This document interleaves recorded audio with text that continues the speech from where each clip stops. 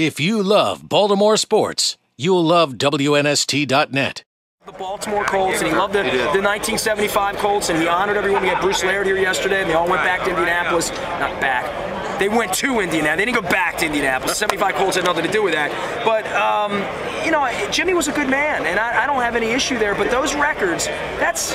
I agree. Y'all ought to be ashamed of yourself that you have them. I mean, somebody ought to call Canton and get that fixed, because I think that would fix things. 26 years later, you would just be another football team. But, you know, my son's 25. He doesn't... The younger people don't know. They're into the Ravens. I'm going to be that old toothless guy, like the guy in Brooklyn that's still upset about the Dodgers. That's who I'm going to be. I can't get over it. It's not sensible in any way. You have a lovely city.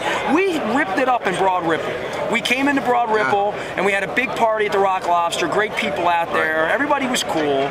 So, but it's tough. You know, you can appreciate it. I can. I understand. Bill, why did anyone say to Irsay, or, well, I don't know, Irsay was I have written that we should give up the records. That the Colts started, the Indianapolis Colts started in 1984. In 1995, when Modell brought the team over, there was a movement afoot initially to keep the Browns to say no. Initially, Modell called Irsay, Bob, and, you know, the Irsay family, and said, what could we do to make our team the Baltimore Colts, and you can create a new identity? At that point, your only identity was winning 2 games and losing 14 every year. I mean, you know, drafting Quentin Coriat and Jeff George, okay? But we tried, and at that point, I think even in Baltimore, to some people like myself, I didn't want the Colts back. I felt like it had kind of been sullied to some degree, you know what I mean?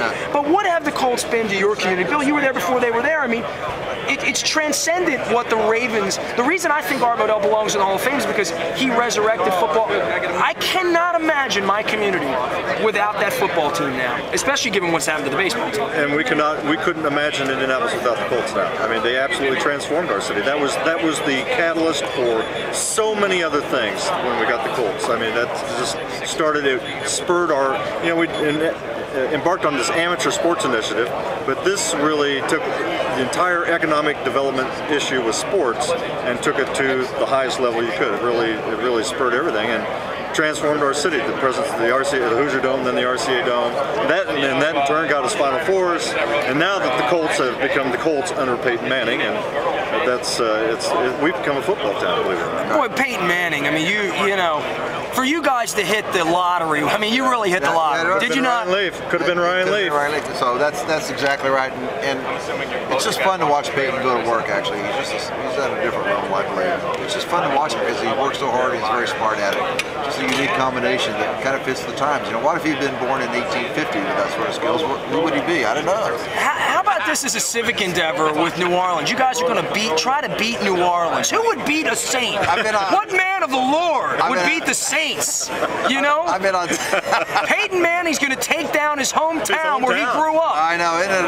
He was soaked in the earth down there on the bayou. What is he doing on Sunday? I've been on 2 different New Orleans media outlets today. That's really kind of what people talk about. Peyton being from there, Drew Brees being from Purdue. I mean, there's a lot of things going on, but I understand the sympathy aspect for New Orleans, Katrina. That's all good, and I understand that, it's a great story. But at the end of the day, you know, I always like the phrase, you know, everybody has a plan until contact. Now, I'm really going to insult you now. Have you made a bet with the mayor down in New Orleans? Yeah, absolutely. Now, what the hell would I want from Indianapolis? I mean, in New Orleans, if I made a bet, I'd want hurricanes, beignets, I'd want food, I'd want beads, I'd want it all. I'd want Mardi Gras to move to my town if I want, you know? That's what I would ask for. What could you possibly give me in a way? If you love Baltimore sports, you'll love WNST.net.